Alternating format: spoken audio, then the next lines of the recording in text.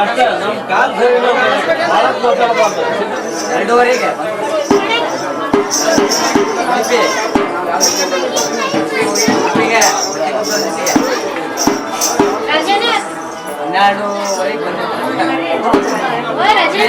ಮತ್ತೆ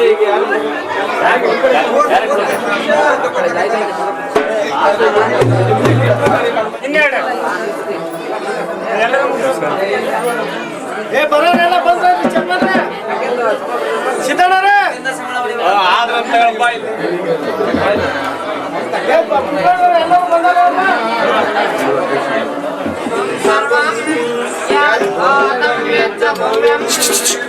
side side ನಿಂತ್ಕೊಳ್ರಿ ಅಡ್ಡ ಬರ್ತದಲ್ಲಿ ಬಂದಿಗೆ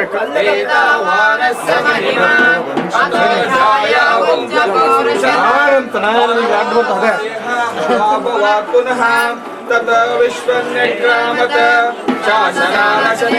ಕಡೆಯಿಂದ ಹೋಗಿ ಮನುಷ್ಯನ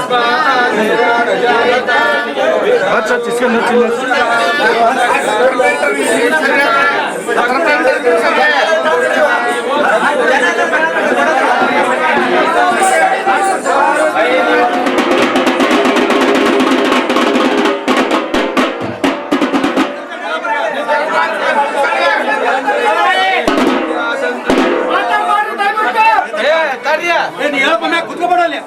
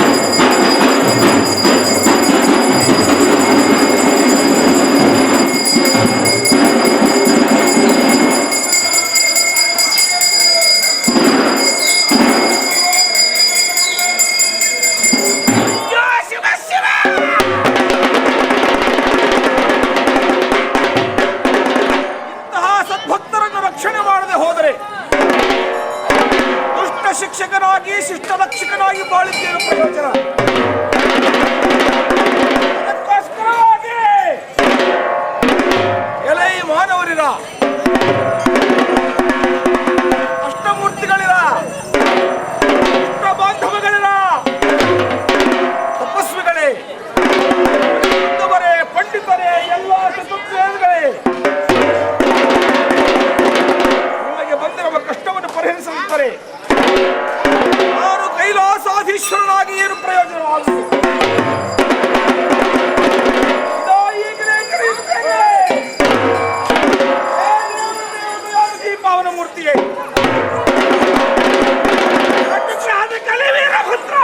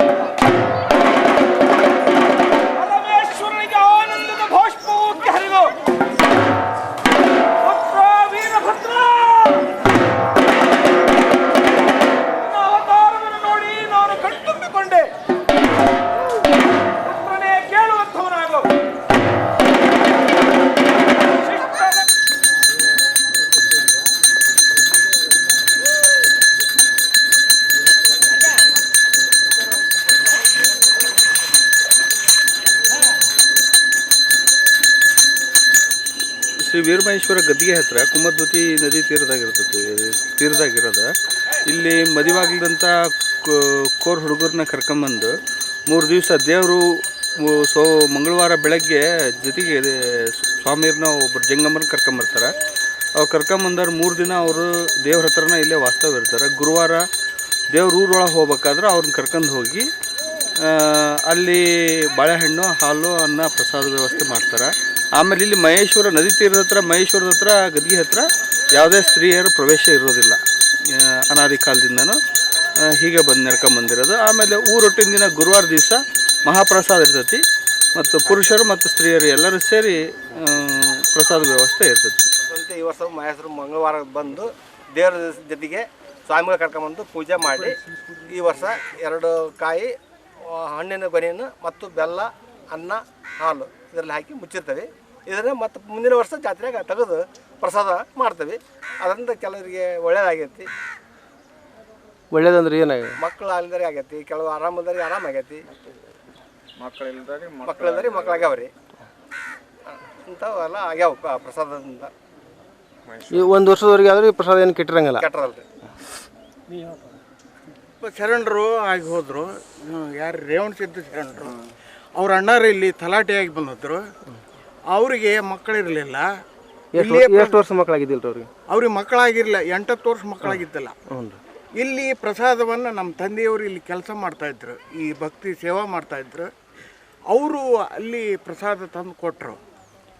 ಆ ಹೆಣ್ಮಗಳಿಗೆ, ಶಾಂತಮ್ಮ ಅನ್ನೋ ಹೆಣ್ಮಗಳಿಗೆ ಒಂದು ಹಿರಿಯ ಹುಡುಗ, ಅವನ ಹೆಸರೇನು ನನಗೆ ಗೊತ್ತಿಲ್ಲ, ಆ ಹಿರಿಯ ಮಗ ಹುಟ್ಟಿದ. ಹೀಗಾಗಿ ಮಹೇಶ್ವರನಿಗೆ ವರ್ಷ ಅವರು ಇಲ್ಲಿಗೆ ನಡ್ಕೊಳ್ತಿದ್ರು.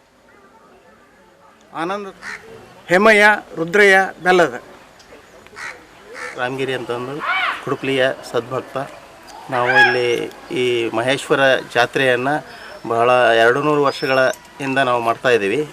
ಇದಕ್ಕೆ ಚನ್ನಗಿರಿಯಲ್ಲಿರ್ತಕ್ಕಂಥ ಕರಗ ಅಲ್ಲಿಂದ ಈ ದೇವತೆಯನ್ನು ತೊಗೊಂಬಂದು ಈ ಕುಮದ್ವತಿ ನದಿ ತಟದಲ್ಲಿರ್ತಕ್ಕಂಥ ಒಂದು ವೀರಮಹೇಶ್ವರ ಗದ್ದಿಗೆಯನ್ನು ಮಾಡಿದ್ದೀವಿ. ಆ ಗದ್ದಿಗೆ ಮೇಲೆ ಆ ದೇವರನ್ನು ಪ್ರತಿಷ್ಠಾಪನೆ ಮಾಡಿ ಪ್ರತಿ ವರ್ಷವೂ ಇಲ್ಲಿ ವೀರಮಹೇಶ್ವರ ಜಾತ್ರೆಯನ್ನು ಮಾಡಿ ಶ್ರೀ ವೀರಭದ್ರೇಶ್ವರ ಗೋಕುಳವನ್ನು ಬಹಳ ವಿಜೃಂಭಣೆಯಿಂದ 25-30 ವರ್ಷಗಳಿಂದನೂ ಶ್ರೀಯುತ ಚಂದ್ರಶೇಖರಪ್ಪ ಸಿದ್ದಪ್ಪ ರಾಮಗಿರಿ ಮತ್ತು ಸಂಗಡಿಗರಿಂದ ಪ್ರತಿ ವರ್ಷ ಬಹಳ ವಿಜೃಂಭಣೆಯಿಂದ ಸದ್ಭಕ್ತರು ಇಲ್ಲಿ ಚೆನ್ನಾಗಿ ಗೋಕುಳವನ್ನು ನೆರವೇರಿಸಿ ನದಿ ತಟದ ಕುಮದ್ವತಿ ನದಿ ತಟದಲ್ಲಿ ತಂದು ಅದನ್ನು ಮೋಕ್ಷವನ್ನು ಮಾಡಿದ ನಂತರ ಈ ಪೂಜೆಯನ್ನು ಮುಗಿಸಿ ಇಲ್ಲಿ ಎಲ್ಲ ಸದ್ಭಕ್ತರು ಪ್ರಸಾದವನ್ನು ಬಾಳೆಹಣ್ಣು, ಬೆಲ್ಲ, ಹಾಲು ಈ ಪ್ರಸಾದವನ್ನು ತೆಗೆದುಕೊಂಡು ಅನ್ನವನ್ನು ತೆಗೆದುಕೊಂಡು ಅವರು ತಮ್ಮ ಕೃಪೆಯನ್ನು ಈ ದೇವರಲ್ಲಿ ತೋರಿಸಿ ಅವರ ಆಶೀರ್ವಾದವನ್ನು ಪಡೆದು ಬಹಳ ಜನ ತಮ್ಮ ಒಂದು ಶ್ರೇಯೋಭಿವೃದ್ಧಿಯನ್ನು ಆಯುಷ್ಯ ಆರೋಗ್ಯವನ್ನು ಪಡ್ಕೊಂಡು ಚೆನ್ನಾಗಿ ಬಾಳ್ತಾ ಇದ್ದಾರೆ ಅಂತ ಹೇಳಲಿಕ್ಕೆ ಇಷ್ಟಪಡ್ತೇನೆ. ಚಂದ್ರಶೇಖರಪ್ಪ ರಾಮಗಿರಿ. ನಾನು ವೃತ್ತಿಯಿಂದ ಸಿವಿಲ್ ಇಂಜಿನಿಯರ್ ಆಗಿ ಕೆಲಸ ಮಾಡ್ತಾಯಿದ್ದೀನಿ. ಈ ಒಂದು ಗದ್ದಿಗೆ ವಿಶೇಷ ಏನಂದರೆ ಇಲ್ಲಿ ಯಾವುದೇ ಕಾರಣಕ್ಕೂ ಹೆಣ್ಣು ಮಕ್ಕಳು ಈ ಒಂದು ಗದ್ದಿಗೆ ಒಂದು ಬಾರ್ಡ್ರನ್ನು ಮಾಡಿದ್ದಾರೆ. ಆ ಬಾರ್ಡ್ರಿಂದ ಒಳಗಡೆ ಬರಲಿಕ್ಕೆ ಅವರಿಗೆ ನಿಷೇಧ ಇದೆ. ಯಾವ ಕಾರಣಕ್ಕೂ ಹೆಣ್ಣುಮಕ್ಕಳು ಇಲ್ಲಿಂದ ಮೊದಲಿಂದ ತಲತಲಾಂತರ ನಡ್ಕೊಂಡು ಬಂದಂಥ ಈ ವಿಶೇಷತೆ ಇದು.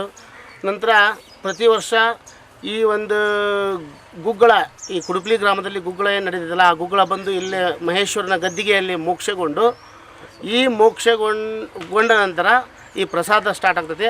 ಅದಕ್ಕಿಂತ ಈ ವರ್ಷ ಮಾಡಿದ ಪ್ರಸಾದವನ್ನು ನಾವಲ್ಲಿ ನದಿ ತೀರದಲ್ಲಿ ಹೂಡಿರ್ತಕ್ಕಂಥ ವಿಚಾರವನ್ನು ನಮ್ಮ ಮತ್ತೊಬ್ಬ ಸದ್ಭಕ್ತರು ಅದ್ರ ಬಗ್ಗೆ ಸವಿಸ್ತಾರವಾಗಿ ಹೇಳಿದ್ದಾರೆ. ಆ ಒಂದು ಪ್ರಸಾದವನ್ನು ನೆಕ್ಸ್ಟು ಮರು ವರ್ಷ ಅದನ್ನು ತೆಗೆದು ಕನಿಷ್ಠ ಅದು 6ರಿಂದ 7 ಫೂಟು ಆಳದಲ್ಲಿ ಇರತಕ್ಕಂಥ ವ್ಯವಸ್ಥೆ ಆಗಿರ್ತೈತಿ. 2 ಕೊಬ್ಬರಿ ಬಟ್ಲು, ನಂತರ ಬಾಳೆಹಣ್ಣು, ಕಾಯಿ ಬಾಳೆಹಣ್ಣು, ನಂತರ ಅನ್ನ ಬೆಲ್ಲದ ಪ್ರಸಾದವನ್ನು ಕೆಳಗಡೆ ಇರಿಸಿರ್ತಾರೆ. ಆ ಪ್ರಸಾದವನ್ನು ಮರು ವರ್ಷ ತೆಗೆದು ನೋಡಿದಾಗ ಅನ್ನ ಮಣ್ಣಿನಲ್ಲಿ ಮಿಕ್ಸ್ ಆಗಿಬಿಟ್ಟಿರ್ತದೆ. ಬಟ್ ಬಾಳೆಹಣ್ಣುಗಳು ಫುಲ್ ಒಣಗಿ ಬತ್ತಿರ್ತಾವೆ, ಬಟ್ ಏನೂ ಹಾಳಾಗಿರೋದಿಲ್ಲ. ನಂತರ ಕಾಯಿ ಮಾತ್ರ ಅದನ್ನು ಒಡೆದು ದೇವರ ಪ್ರಸಾದಕ್ಕೆ ಮತ್ತು ಈ ವರ್ಷ ಬಂದಂಥ ಭಕ್ತಾದಿಗಳಿಗೆ ಪ್ರಸಾದವಾಗಿ ಅದನ್ನು ನೀಡ್ತಕ್ಕಂಥ ವ್ಯವಸ್ಥೆ ತಲತಲಾಂತರದಿಂದನೂ ಬಂದಿದೆ. ಅದು ಇನ್ನು ಮುಂದೆನೂ ಹಾಗೇ ನಡೀತಾ ಹೋಗ್ತದೆ ಅನ್ನೋಕ್ಕೆ ಇಲ್ಲಿರತಕ್ಕಂಥ ಸದ್ಭಕ್ತರೇ ಕಾರಣ. ಪೂಜೆ ಮಾಡೋಕ್ಕೆ ಟೈಮ್ ಉಳ್ತಾರ.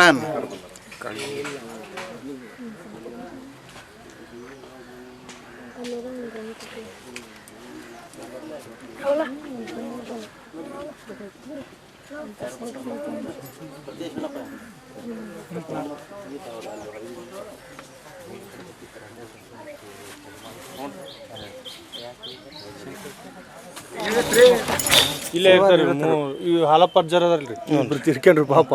ನಾವು ಸಣ್ಣರಿದ್ದಾಗಿಂದ ಅವ್ರು ನಿಂಗಪ್ಪಜ್ಜ, ಹಾಲಪ್ಪಜ್ಜ, ಹನುಮಪ್ಪಜ್ಜ ಅಂತಿದ್ರು. ಇವ್ರು ಮತ್ತೆ ಇವರೆಲ್ಲ ನಿಂತಿದ್ ಮಾಡ್ರಿ. ಮತ್ತೆ ಒಬ್ಬರಂದ್ರೆ ಒಬ್ರು ಮತ್ತೆ ಬರ್ತಾ ಇರ್ತಾರಲ್ಲ. ಹಾಂ ರೀ. ಅಲ್ಲಿ ಅಜ್ಜರ ಕಡೆ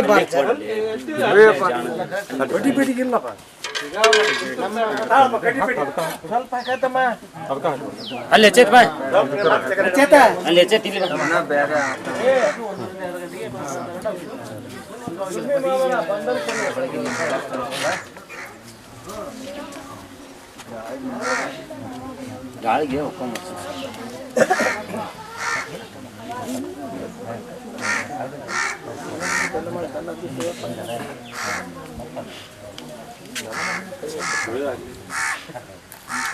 ಬಸ್ಸಿನ ಹೆಚ್ಚಿಗೆ ಹಾಕ್ಬೇಕ್ರಿ. ಬೇಡ ಮತ್ತೆ ಬೇಕಾರೆ ನಿಲ್ಸಿಂತಾರ ಬೇಡ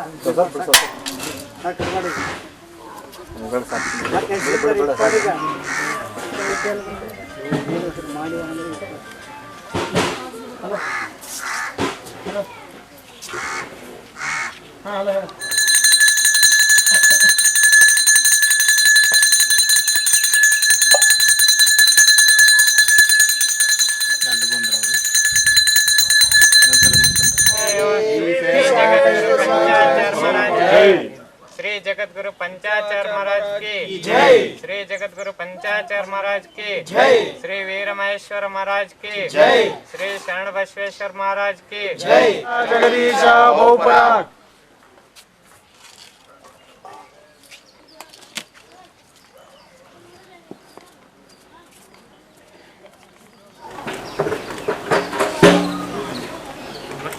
ಮಠ ಯಾರು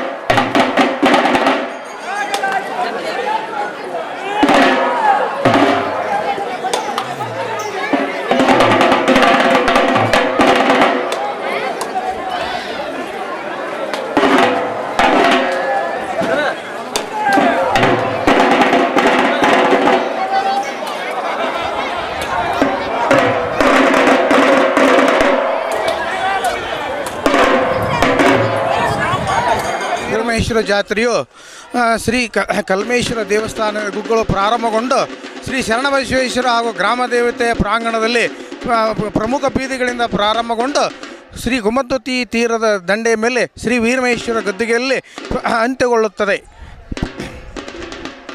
2ರಿಂದ ಸ್ಟಾರ್ಟ್ ಆಗಿ ಆಂಜನೇಯ ರಥೋತ್ಸವ, ಆಂಜನೇಯ ರಥೋತ್ಸವ, ವೀರಮಹೇಶ್ವರ ಜಾತ್ರೆಯಲ್ಲಿ ಆಂಜನೇಯನ ರಥೋತ್ಸವ ವಿಶೇಷ. 1 ಪಾಯಿಂಟ್. ಕುಡಪಲೆಯ ಗ್ರಾಮಸ್ಥರು ಶಿವರಾಜ್ ಸೀಮಿಕೆರೆ ಅಂತ ನಮ್ಮ ಹೆಸರು. ನಾವು ವೀರಮಹೇಶ್ವರ ಜಾತ್ರೆಗೆ ಎಲ್ಲೇ ಕೆಲಸ ಮಾಡಿದರೂ ಕೂಡ ವಿಶೇಷವಾಗಿರ್ತಕ್ಕಂಥ ಒಂದು ಧಾರ್ಮಿಕ ಕಾರ್ಯಕ್ರಮಗಳಲ್ಲಿ ನಿರಂತರವಾಗಿ ನಡ್ಕೊಂಡು ಬಂದಿದೆ.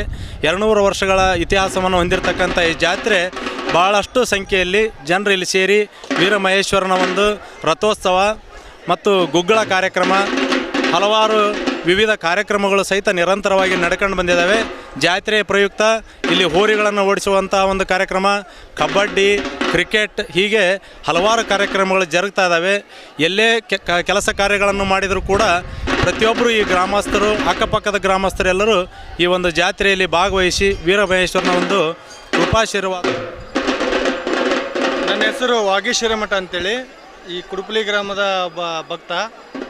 ಈ ಒಂದು ಕುಡುಪಲಿ ಗ್ರಾಮದಲ್ಲಿ ಶ್ರೀ ವೀರಮಹೇಶ್ವರ ಜಾತ್ರೆಯು ಸುಮಾರು ಪುರಾತನ ಕಾಲದಿಂದ ಇತಿಹಾಸ ಪ್ರಸಿದ್ಧವಾದಂಥ ಜಾತ್ರೆ. ಸುಮಾರು 250ಕ್ಕೂ ವರ್ಷಕ್ಕಿಂತ ಹೆಚ್ಚಿನ ಮಿಗಿಲಾಗಿ ಜಾತ್ರೆ ನಡೀತಾ ಇದೆ. ಇಲ್ಲಿ ವಿಶೇಷ ಅಂದರೆ ಮಹೇಶ್ವರ ಜಾತ್ರೆಯ ಜೊತೆಗೆ ಇತರೆ ಎಲ್ಲ ಸಮಾಜ ಬಾಂಧವರು ಯಾವುದೇ ಜಾತಿ ಮತ ಇಲ್ಲದೆ ಪಂಥವಿಲ್ಲದೆ ಎಲ್ಲರೂ ಸಹ ಕೂಡಿ ನಡೀತಕ್ಕಂಥ ಜಾತ್ರೆ ಇದು. ನಮ್ಮಲ್ಲಿ ವಿಶೇಷ ಅಂದರೆ ಮಹೇಶ್ವರನ ಪ್ರಸಾದ. ಮಹೇಶ್ವರನ ಪ್ರಸಾದ ಏನಂದರೆ ಇಲ್ಲಿ ಅನ್ನ, ಹಾಲು, ಬೆಲ್ಲ, ಬಾಳೆಹಣ್ಣು ವಿಶೇಷವಾಗಿ ಇಲ್ಲಿ ಪ್ರಸಾದ ನೀಡಲಾಗುತ್ತದೆ. ಇಲ್ಲಿ ಹೊರಗಿನಿಂದ ಅಥವಾ ನಮ್ಮ ಊರಲ್ಲಿ ಇರ್ತಕ್ಕಂಥ ಭಕ್ತಾದಿಗಳು ಬಂದು ಈ ಒಂದು ಮಹಾಪ್ರಸಾದವನ್ನು ಸ್ವೀಕರಿಸಿ ತಮ್ಮ ಇಷ್ಟಾರ್ಥಗಳನ್ನು ಸಿದ್ಧಿಸಿಕೊಂಡಿದ್ದಾರೆ. ಅದೇ ತರಹ ಸಾಕಷ್ಟು ಉದಾಹರಣೆಗಳು ನಮ್ಮಲ್ಲಿವೆ. ತಮ್ಮ ವಿದ್ಯಾಭ್ಯಾಸ ಆಗಿರಬಹುದು, ಮಕ್ಕಳ ಫಲವಾಗಿರಬಹುದು, ಇತರೆ ಅವರ ಏನಾದರೂ ಉದ್ಯೋಗದ್ದಿರ್ಬೋದು, ಆರೋಗ್ಯದ್ದಿರ್ಬೋದು, ಎಲ್ಲ ಪ್ರತಿಯೊಂದು ಕೂಡ ಅವರು ತಮ್ಮ ಇಷ್ಟಾರ್ಥವು ಸಿದ್ಧಿಯಾಗಿದ್ದಾವೆ. ಅದೇ ರೀತಿ ಇವತ್ತು ಕೂಡ ನಾನು ಕೂಡ ಈ ಮಹೇಶ್ವರನ ಕೃಪೆಯಿಂದ ಒಂದು ಒಳ್ಳೆಯ ಒಂದು ಉದ್ಯೋಗವನ್ನು ಹೊಂದಿ ನಾನು ಸೇವೆ ಸಲ್ಲಿಸಿದ್ದೇನೆ. ಮಹೇಶ್ವರ ಜಾತ್ರೆ ಸುಂದರವಾಗಿ ಎಲ್ಲ ರೀತಿಯ ಒಂದು ಕಾರ್ಯಕ್ರಮವನ್ನು ಒಳಗೊಂಡಂಥ ಕಾರ್ಯಕ್ರಮ ಮತ್ತು ಇಂದು ಧರ್ಮಸಭೆ ಕೂಡ ಇಲ್ಲಿ ಆಯೋಜನೆ ಮಾಡಲಾಗಿದೆ. ಇಲ್ಲಿ ನಮ್ಮ ಗ್ರಾಮೀಣ ಪ್ರತಿಭೆಗಳಿಗೆ ಮತ್ತು ಇತರೆ ಏನಾದರೂ ನಮ್ಮ ಊರಿನಿಂದ ಒಂದು ಸಾಧನೆ ಮಾಡಿದಂಥವ್ರಿಗೆ ಗುರುತಿಸಿ ಒಂದು ಗುರು ರಕ್ಷೆಯನ್ನು ಕೊಡ್ತಕ್ಕಂಥ ಕಾರ್ಯಕ್ರಮವನ್ನು ನಾವು ಇಲ್ಲಿ ಹಮ್ಮಿಕೊಂಡಿದ್ದೇವೆ. ನಮಸ್ಕಾರ. ಅಂತಂದು ನಾನು ಈ ದೇವಸ್ಥಾನದ ಅಧ್ಯಕ್ಷರು. ಇಲ್ಲೇನಿದೆಲ್ಲ ಮಹಾಪ್ರಸಾದ ವಿನಿಯೋಗ, ಮಹೇಶ್ವರ ಮಹಾಪ್ರಸಾದ ವಿನಿಯೋಗ ನಡೀತೈತಿ. ಅದರಲ್ಲೇ ವಿಶೇಷವಾಗಿ ಅಂದರೆ ಗುರುವಾರ ದಿವಸ ಮಹೇಶ್ವರನ ಗದ್ದಿಗೆಯಿಂದ ನಾವು ಒಳ್ಳೆಯ ವಿಜೃಂಭಣೆಯಿಂದ ದೇವರನ್ನು ದೇವಸ್ಥಾನದೊಳಗೆ ಪಲ್ಲಕ್ಕಿ ಉತ್ಸವದೊಂದಿಗೆ ತಗೊಂಬರ್ತೀವಿ. ತಗೊಂಡು ಹೋದ್ಮೇಲೆ ಇಲ್ಲೇನಿದೆಲ್ಲ ಮಹಾಪ್ರಸಾದವನ್ನು ನಾವು ಮಾಡ್ತಿದ್ದೀವಿ. ಅದರಲ್ಲಿ ಜಾತಿ ಮತ ಭೇದ ಯಾವುದೇ ಇಲ್ಲದೆ ಸರ್ವ ಜನರಿಗೂ ಪ್ರಸಾದ, ಹೆಣ್ಣುಮಕ್ಕಳು ಗಂಡು ಮಕ್ಕಳು ಅಂತ ಎಲ್ಲರಿಗೂ ಪ್ರಸಾದವನ್ನು ಕೊಡ್ತೀವಿ. ಈ ಪ್ರಸಾದದಿಂದ ಏನೋ ಒಂದು ಪ್ರತೀತಿ ಇದೆ, ಅವು ರೋಗ ರುಜಿನಗಳು ಅವು ಇವು ಇಂಥವು ಕಡಿಮೆ ಆಗ್ತಾವ, ಆರೋಗ್ಯವಂತರಾಗ್ತಾರೆ ಅಂತಕ್ಕಂಥದ್ದು ಒಂದು ಮೊದಲಿಂದನೂ ಬಂದಂಥ ಪ್ರತೀತಿ ಐತಿ. ಅದನ್ನ ಬಹುಕಾಲದಿಂದ ನೆರವೇರಿಸ್ಕೊಂತ ಬಂದವಿ. ಈ ಸಲನೂ ಮಾಡ್ತದೆ.